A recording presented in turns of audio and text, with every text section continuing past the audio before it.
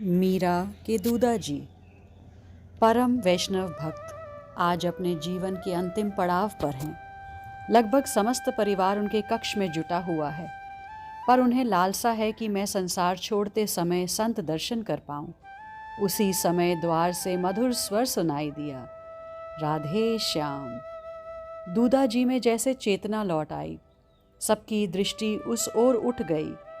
मस्तक पर घन कृष्ण केश, भाल पर तिलक, कंठ और हाथ तुलसी माला से विभूषित, श्वेत वस्त्र, भव्य मुख वैष्णव संत के दर्शन हुए। संत के मुख से राधे श्याम, यह प्रियतम का नाम सुनकर उल्लसित हो मीरा ने उन्हें प्रणाम किया।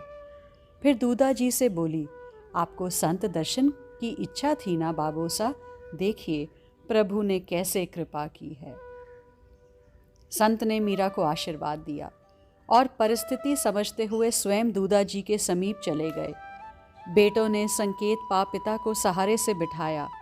प्रणाम कर बोले, कहाँ से पधारना हुआ महाराज? मैं दक्षिण से आ रहा हूँ राजन।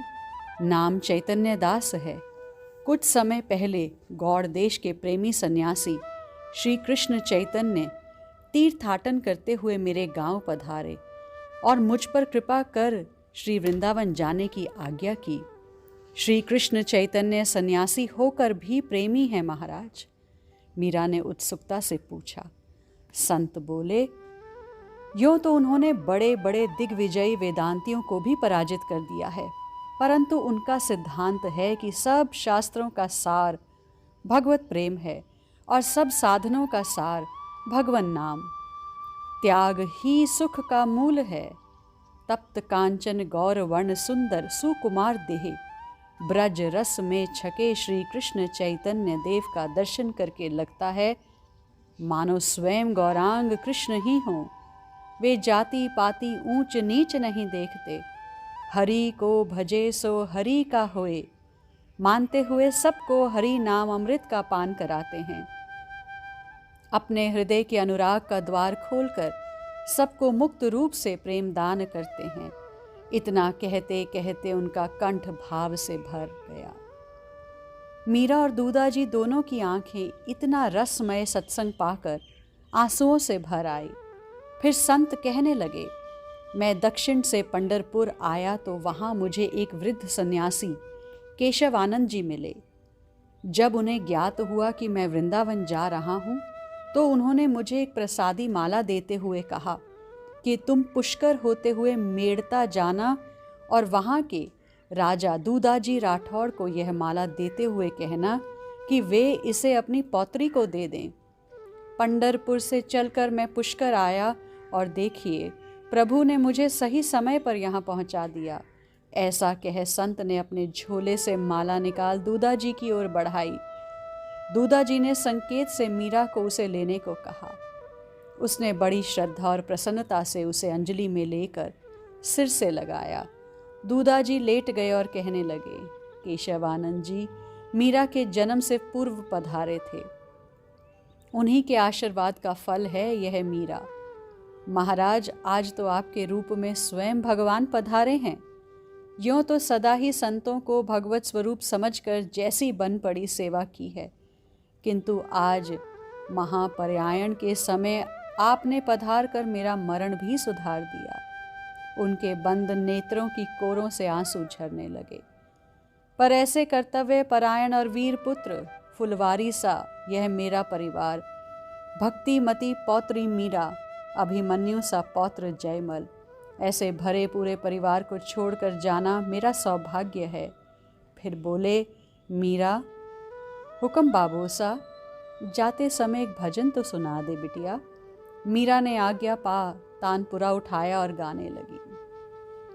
मैं तो तेरी शरण पड़ी रे रामा, ज्यों जाने सो तार, 68 तीरथ भ्रमी भ्रमी आयो, मन नहीं मानी हार, या जग में कोई नहीं अपना, सुनियो श्रवण कुमार, मीरा दासी राम भरोसे, जम का फेरा निवार।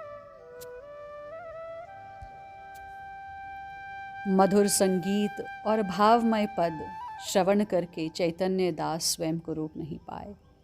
धन्य धन्य हो मीरा, तुम्हारा अलौकिक प्रेम, संतों पर श्रद्धा, भक्ति की लगन, मोहित करने वाला कंठ, प्रेम रस में पगे यह नेत्र, इन सबको तो देख लगता है मानो तुम कोई ब्रज गोपिका हो। वे जन भाग्यशाली होंगे जो तुम्हारी इस भक्ति प्रेम की वर्षा में भीग कर आनंद लूटेंगे। धन्य है आपका यह वंश जिसमें यह नारी रतन प्रकट हुआ।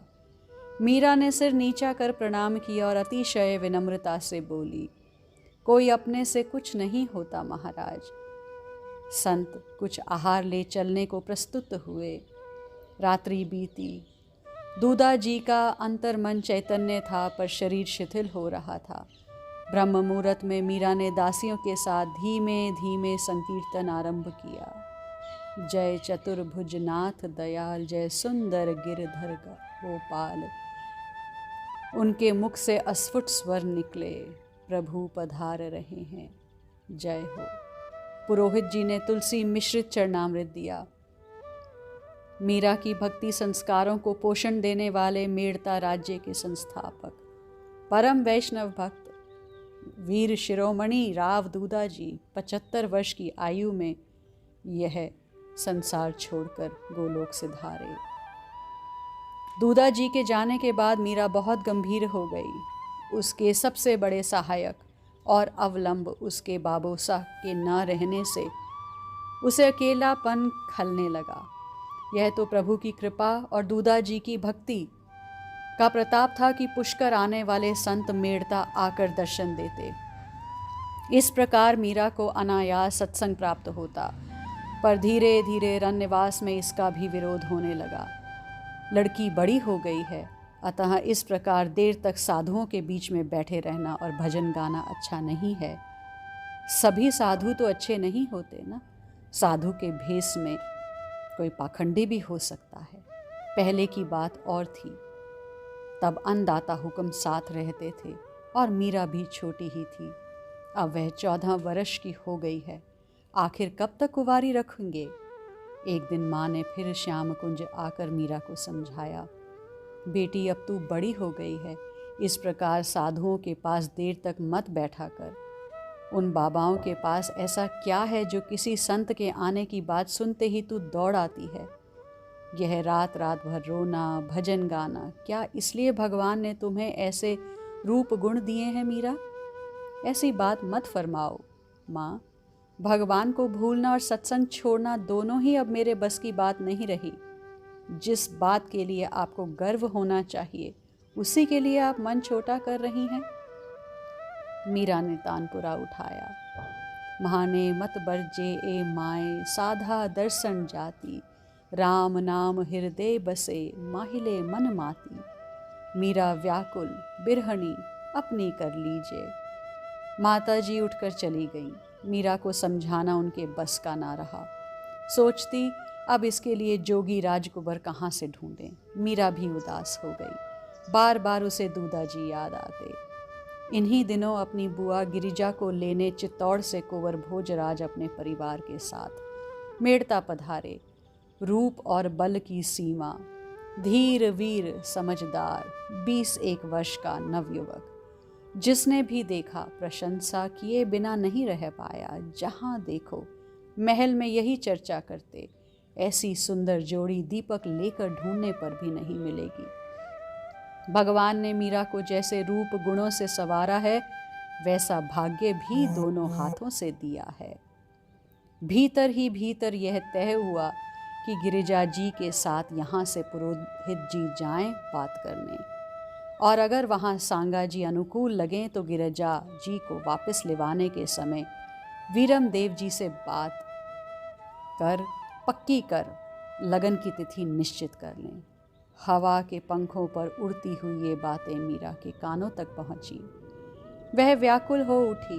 मन की व्यथा किससे कहे?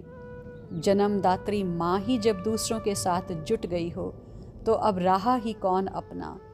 मन के मीत को छोड़कर मन की बात समझे भी और कौन? पर वो भी क्या समझ रही हैं? कोई नहीं समझ रहा। भारी हृदय और रूंधा कंठ ले अपने मंदिर में प्रवेश किया। मेरे स्वामी, मेरे गिरधर, मेरे गोपाल, मेरे सर्वस्व। मैं कहाँ जाऊँ, किससे कहूँ, मुझे बताओ। यह तुम्हें अर्पित तन मन क्या अब दूसरों की संपत्ति बनेगा? मैं तो तुम्हारी हूँ, यूँ तो मुझे संभाल लो, अथवा आज्ञा दो कि मैं स्वयं को बिखेर दूँ, पर अनहोनी ना होने देना मेरे प्रियतम। झरते नेत्रों से मीरा अपने प्राणाधार को उनकी करुणा का स्मरण दिला मनाने लगी। म्हारी सुध लीजो दीनानाथ, जल डूबत गजराज उबार्यो, जल में पकड़ेओ हाथ। जिन प्रहलाद पिता दुख दीनो, नरसिंह भया यदुनाथ। नरसी मेहता रे मायरे राखी वारी बात, मीरा के प्रभु गिरधर नागर, भव में पकड़ो हाथ। म्हारी सुध लीजो दीनानाथ। कुंवर भोजराज पहली बार बुआ गिरिजा के ससुराल आए थे। भुवा के दुलार की सीमा ना थी। एक तो मेवाड़ के उत्तराधिकारी, दूसरे गिरिजा जी के लाडले भतीजे और तीसरे मेड़ता के भावी जमाई होने के कारण पल पल महल में सब उनकी आवभगत में जुटे थे। जयमल और भोजराज की सहज ही मैत्री हो गई। दोनों ही इधर उधर घूमते घामते फुलवारी में आ निकले। सुंदर श्याम कुंज मंदिर को देखकर भोजराज के पांव उसी ओर उठने लगे। मीठी रागनी सुनकर उन्होंने उत्सुकता से जयमल की ओर देखा। जयमल ने कहा, मेरी बड़ी बहन मीरा है, इनके रोम रोम में भक्ति बसी हुई है, जैसे आपके रोम रोम में वीरता बसी हुई है। भोजराज ने हंसकर कहा, भक्ति और वीरता, भाई बहन की ऐसी जोड़ी कहाँ मिलेगी? विवाह कहाँ हुआ है इनका? विवाह? विवाह की क्या बात फरमाते हैं आप? विवाह का तो नाम भी सुनते ही जीजी की आंखों से आंसुओं के झरने बहने लगते हैं। हुआ यूं कि किसी बारात को देखकर जीजी ने काकी सास से पूछा कि हाथी पर यह कौन बैठा है। उन्होंने बतलाया कि नगर सेठ की लड़की का वर है। यह सुनकर जीजी जिद करने लगी कि मेरा भी वर होगा, बताओ। काकी सा ने इन्हें चुप कराने के लिए कह दिया कि तेरा वर गिरिधर गोपाल है। बस उसी समय से इन्होंने भगवान को अपना वर मान लिया। रात दिन बस भजन पूजन, भोग राग, नाचना गाना, बस इसी में लगी रहती हैं जीजी। जब यह गाने बैठती हैं तो अपने आप मुख से भजन निकलते हैं। बाबूसा के देहांत के पश्चात पुनः इनके विवाह की रन निवास में चर्चा होने लगी है, इसलिए अलग रहे श्याम कुंज में ही अधिक समय बिताती हैं। जयमल ने बाल स्वभाव से ही सहज ही सारी बातें भोजराज को बता दी। यदि आज्ञा हो तो ठाकुर जी और राठौड़ों की इस विभूति का मैं भी दर्शन कर लूं।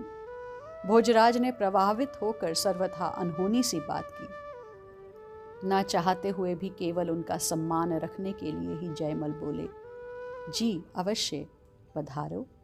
उन दिनों फुलवारी की बहती नाली में ही हाथ पांव धोए और मंदिर में प्रवेश किया। सीढ़ियां चढ़ते हुए भोजराज ने उस करुणा के पद की अंतिम पंक्ति सुनी, मीरा के प्रभु गिरधर नागर, भव में पकड़ो हाथ। वह भजन पूरा होते ही बेखबर मीरा ने अपने प्राणाधार को मनाते हुए दूसरा भजन आरंभ कर दिया। गिरधर लाल प्रीत मति तोड़ो, गहरी नदिया नाव पुरानी, अध बीच में काई छोड़ो। थे ही महारा सेठ बोहरा, ब्याज मूल काई जोड़ो। मीरा के प्रभु गिरधर नागर, रस में विष काई घोलो।